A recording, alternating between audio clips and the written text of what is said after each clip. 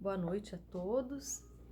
É uma alegria sempre poder falar um pouquinho sobre Espiritismo, sobre Evangelho, né? A gente fica um pouquinho triste por não poder ser ao vivo lá no centro, podendo olhar para cada um de vocês e a gente ter uma interação maior, né? Para mim é mais difícil falar assim, olhando para uma câmera, olhando para o celular, mas é um desafio que a gente tem que enfrentar, como tantos outros na nossa vida, né? Então, estou aqui à disposição de vocês. Depois, se alguém quiser entrar em contato, fazer alguma pergunta, dar uma sugestão, fazer as críticas, nós aceitamos de coração aberto, tá? Antes de começarmos a falar sobre o tema de hoje, eu gostaria de que nós nos colocássemos numa posição mais confortável e respirar com calma, né? Relaxar um pouco. Nós sabemos que tem sido dias difíceis, né? De muita ansiedade, muita tensão, e isso tudo acaba deixando o nosso corpo mais pesado. Mas vamos procurar respirar com profundidade, com calma, né? Relaxar um pouco, deixar os nossos problemas de lado, porque esse é um momento nosso. Quando nós estamos no centro, eu digo que é um direito nosso estar ali no centro espírita e ter esse momento único, né, para conosco e para com Deus. Então, é um momento que você merece ter, então aproveite cada instante. Vamos então relaxar, nos concentrar um pouco, respirar profundamente. Então, Senhor, queremos te agradecer pela oportunidade que temos de aprender sobre o teu Evangelho, de aprender sobre os teus ensinamentos. Senhor, queremos te agradecer pelas oportunidades que temos recebido nessa nossa existência, por tudo que tem nos acontecido, mesmo aquilo que atualmente não consideramos como coisas boas, mas o Senhor que sabe das nossas necessidades e não nos desampara nunca, temos a certeza de que nos colocou o que há de melhor para o nosso aprendizado. Queremos agradecer os nossos anjos da guarda, nossos espíritos companheiros desta jornada, que estão sempre conosco, nos auxiliando, nos amparando, carregando quantas vezes cada um de nós no colo. Recebemos deles tantas vezes abraços, carinho, e às vezes não paramos para perceber, mas queremos agradecer esses irmãos abnegados que estão sempre conosco. Que possamos ser, Senhor, a cada dia, servos melhores da Tua seara, estejam sempre conosco. Que assim seja. Bem, hoje eu gostaria de falar sobre o Evangelho e fiquei procurando sobre o que falar do Evangelho, porque nós, há 2000 anos, ouvimos falar do Evangelho, não é de hoje, né? Então, já conhecemos muita coisa.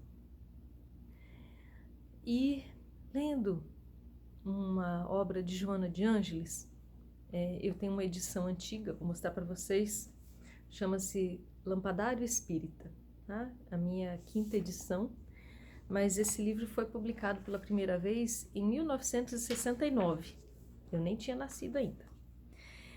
E no antelóquio, né, que Joana coloca aqui, ó, antelóquio, a introdução do livro que ela mesma escreve, ela faz um questionamento que me cala profundamente, que me chama muito a atenção. Vou ler para vocês. Ela diz assim, no antelóquio: 2000 anos de cristianismo e tão escassa colheita de luz. Então, ela faz essa colocação no antelóquio. E aí, na primeira mensagem de Joana, intitulada Ante a Mensagem Espírita, ela pergunta a cada um de nós. Ela diz assim: se a doutrina examina os resultados do conhecimento espírita e verifica se entraste pura e simplesmente na doutrina, ou se a doutrina encontrou porta de acesso para se estabelecer no teu coração. Então vejam a colocação de Joana. Primeiro ela nos diz que em 2000 anos de cristianismo, pouca luz, pouco se mudou. E depois ela nos pergunta se nós entramos na doutrina e se a doutrina encontrou portas abertas no nosso coração. E eu acho que isso se aplica muito ao Evangelho, porque de doutrina espírita temos menos tempo, mas de Evangelho, de cristianismo, temos 2000 anos. 2000 anos são muitas reencarnações, muito tempo de estudo, não é? E o que nós temos feito com esse tempo de estudo, com esse aprendizado?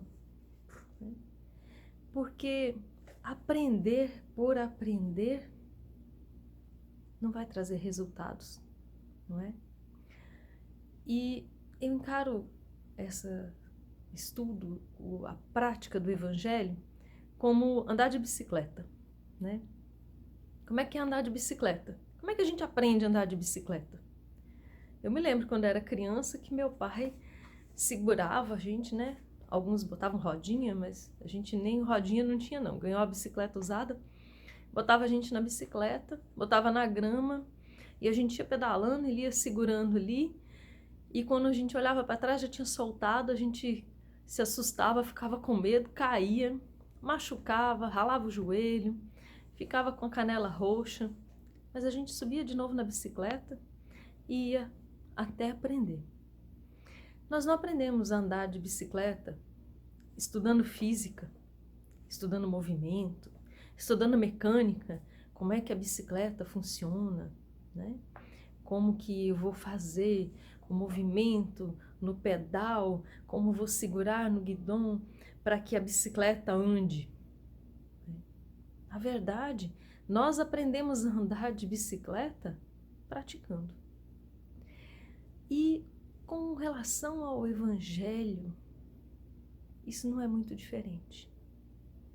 É importante conhecer, estudar, mas aonde está o Evangelho em cada um de nós? Aonde está o Evangelho em você? O Evangelho continua aqui, na nossa cabeça? O Evangelho já chegou ao nosso coração? O Evangelho chegou até as nossas mãos? O Evangelho do Cristo faz parte da nossa vida? Ou ele continua restrito ao mundo da nossa mente, das nossas ideias, dos nossos pensamentos? Porque muitos de nós sabem recitar partes, trechos do Evangelho lindamente, explicações belíssimas das palavras do Cristo, né? Nós temos coletâneas de mensagens de Emmanuel, né, que cada versículo, uma mensagem, às vezes muitas mensagens a respeito de um único versículo, uma frase dita por Jesus, uma passagem do Evangelho. Mas de que vale isso tudo se nós não aplicarmos esses conhecimentos? Será que basta o conhecimento do Evangelho? Conhecer em profundidade as palavras do Mestre? Conhecer seus passos? Andar pelos caminhos que ele andou? Ver as paisagens que Jesus viu? Será que é isso que Jesus queria de nós? Que decorássemos suas frases? Que apontássemos para os nossos irmãos dizendo isso ou aquilo? Eu acredito que não foi isso. Jesus quer de cada um de nós a vivência do seu Evangelho. Porque ele mesmo não deixou nada escrito. Ele viveu o seu Evangelho. E é essa vivência que nós precisamos aprender. Como disse Joana, será que nós entramos ou a doutrina, o Espiritismo, o Evangelho de Jesus encontrou em nós a porta aberta para realmente penetrar o nosso ser? Não é fácil. Não existem estudos de prática do Evangelho. Existe estudo do Evangelho. Existem muitas obras, né? Muitas mensagens, muitos grupos de estudo. E, claro, nós precisamos de cada um deles. Cada vez que se fala do Cristo, acende uma luz.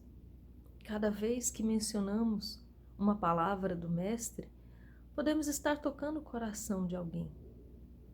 Mas os grandes missionários ensinaram, pregaram, não por palavras, mas por ações. Não é? Nós temos mais recentemente vários missionários do Cristo, né? Alguns espíritas, outros não.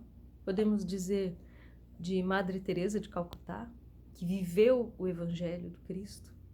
Irmã Dulce, que viveu o amor do Mestre, que amou cada um que encontrou pelo seu caminho incondicionalmente, nunca se negou a ajudar ninguém. E como não falar de Chico, né? Nosso Francisco Cândido Xavier, amor puro, aplicação do Evangelho a cada instante da sua vida. Sua obra, muitas vezes lembrado pelos livros que psicografou, mas o quanto Chico amou, o quanto ele se preocupou com as pessoas, se preocupou com a fome de cada um, se preocupou com a roupa, o abrigo, o agasalho das pessoas, se preocupou com as crianças, com os idosos, com os animais. Chico trabalhou incessantemente por todos. Nunca desanimou. E aí temos ainda conosco Divaldo. Olha só, recentemente o filme, né, de Divaldo. Quem não assistiu ainda, por favor, não perca a oportunidade. É uma lição de vida para cada um de nós. Não é uma vida fácil, a vida de cada um desses missionários, né? Tiveram que deixar sonhos muitas vezes para trás, mas são felizes porque conseguem praticar o Evangelho, porque conseguem viver o Evangelho do Cristo. Eles realmente entenderam a mensagem. Eles realmente, como disse Joana, saíram de si mesmos ao encontro do outro. E só assim nós podemos viver o Evangelho, através do outro. Nós não somos seres feitos para viver separados uns dos outros. Nós não conseguimos viver isolados, né? Por isso estamos vivendo tamanho drama, né? E nesse isolamento, isso nos dói, porque fomos feitos para viver em sociedade, para viver unidos, abraçados, irmanados. Mas é um período de provas, né? E nós temos que passar por elas. Então precisamos do outro. Disse que na antiguidade, um jovem aprendiz pediu para o seu mestre que explicasse todo o ensinamento da Bíblia enquanto se apoiava sobre um pé só. Que ele resumisse tudo o que ele sabia enquanto conseguia ficar sobre um pé só. Para espanto desse jovem aprendiz, Seu mestre se apoiou sobre o pé e disse: tudo se resume no amor. Todo o resto é consequência dele. E podemos dizer que do Evangelho segundo o Espiritismo, tudo se resume à caridade. O resto é consequência. Então, não temos outra maneira de viver o Evangelho do Cristo senão pela caridade. Porque precisamos sair de nós e ir ao encontro do outro. E isso é caridade. Podemos falar de diversas formas de caridade, de diversas maneiras de abordar o outro. E vocês já me ouviram falando sobre isso, já ouviram tantas outras pessoas, né? Falando inclusive da divulgação do Espiritismo, que é uma forma de caridade, porque traz consolo para as pessoas. Mas precisamos viver esse Evangelho, porque as palavras podem convencer. Tem pessoas que são muito boas em convencer pelas palavras, mas o exemplo arrasta, não é? O exemplo carrega as pessoas. O exemplo não deixa dúvidas. Então, meus irmãos, é preciso viver o Evangelho. Essa nossa bicicleta que nós já conhecemos, né? Uns mais profundamente, outros menos. Uns já estão pós-graduados em física, né? No movimento, já sabem tudo a respeito dessa bicicleta, desse instrumento. Mas precisamos montar, subir na bicicleta, pedalar, cair, ralar o joelho, levantar de novo. Só existe essa maneira. Se não for vivendo o Evangelho do Cristo, vamos passar mais 2000 anos reencarnando inúmeras vezes, aumentando os nossos conhecimentos, mas praticando muito pouco. E o que importa do Evangelho, realmente, é a mudança que ele faz em cada um de nós. É a mudança que ele traz no coração de cada um de nós. É o quanto nós podemos ser diferentes a partir do momento que conhecemos o Evangelho. Cada um de nós conhece um pouco mais ou um pouco menos, mas todos nós podemos praticar os ensinamentos que já possuímos. Cada um de nós tem meios de praticar o que já aprendeu. E não é tão difícil assim. Exige talvez um pouco de esforço, um pouco de boa vontade, disciplina. Disciplina me faz lembrar Emmanuel dizendo a Chico que precisava de 3 coisas: disciplina, disciplina e disciplina. Eu acho que a gente nem precisa de tanta disciplina assim para colocar em prática aquilo que já sabemos. Vocês podem dizer: mas eu ainda conheço tão pouco. Meus conhecimentos do Evangelho, o Evangelho segundo o Espiritismo, eu ainda li tão pouco. Mas se você leu um capítulo, você já tem material para trabalhar toda uma existência. Se você leu 2, 3, se você leu o Evangelho todo, tem material para muitas existências. Mas Joana nos chama a atenção nesse primeiro capítulo, como eu falei, de Lampadário Espírita, que ela intitula Ante a Mensagem Espírita. Ela começa dizendo assim: discípulo do Cristo, mediante a limpidez da mensagem espírita, não adies a própria renovação, encastelado nas paredes do convencionalismo ou retido nas algemas das paixões.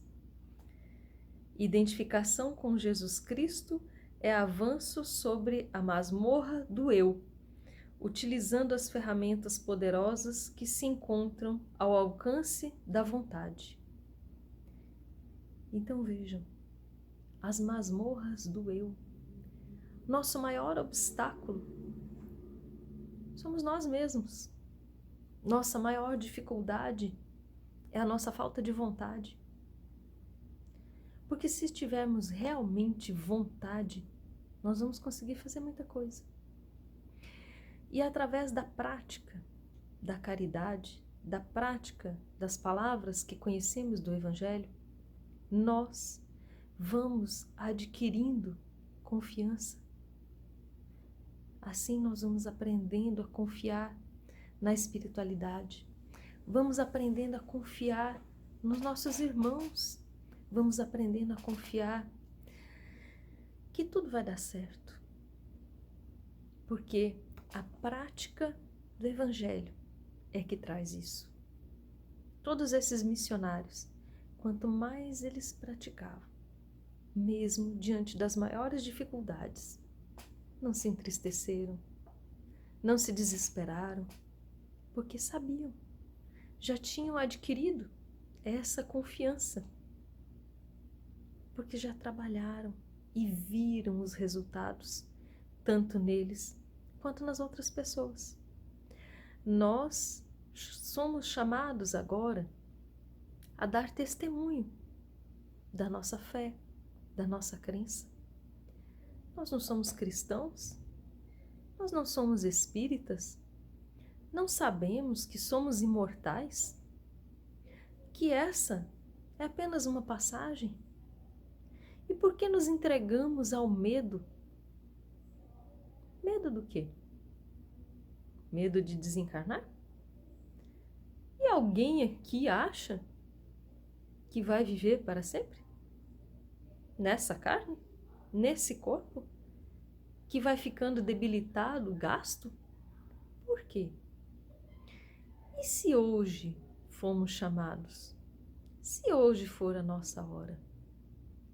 Nós temos que nos apresentar não como os operários que não fizeram bem o seu trabalho, não como os servidores que fugiram e se acomodaram na preguiça e na ociosidade. Nós temos que nos apresentar diante da espiritualidade maior, no momento do nosso desencarne, com a consciência tranquila de que fizemos o que era ao nosso alcance, o melhor de nós. Que dentro das nossas limitações, que sabemos são muitas, nós procuramos melhorar. E será que é isso que temos feito? Está lá no Evangelho. A quem muito foi dado, muito será cobrado. Claro. E nós, que temos tanto conhecimento do Evangelho, não só antes da doutrina espírita, mas principalmente agora que conhecemos um pouco, o Evangelho segundo o Espiritismo traz explicações tão claras a respeito da doutrina do Mestre Jesus. Aonde temos dúvida ainda? Por que duvidamos? Por que ainda não arregaçamos as mangas e nos colocamos ao trabalho? Os nossos irmãos precisam de nós. Não é o momento de nos acovardarmos, de nos encolhermos num canto com medo. É hora de trabalhar. É hora de subir na nossa bicicleta e tentar. Nós podemos cair e nos machucar muitas vezes, mas Jesus, como disse a Paulo, quando Paulo tentou andar sobre as águas, homem de pouca fé, por que duvidaste? Jesus estava lá, com a mão estendida, e sempre estará, com os braços estendidos para cada um de nós. Não é preciso ter medo. Não é preciso ter medo de sair de si e se entregar ao trabalho para o outro. Não é preciso ter medo de sair do seu conforto para atender aquele que não tem nada. Porque quando nós convivemos com a dor do outro, aprendemos que talvez não seja necessário sofrermos o tanto que eles sofrem, porque já aprendemos com eles.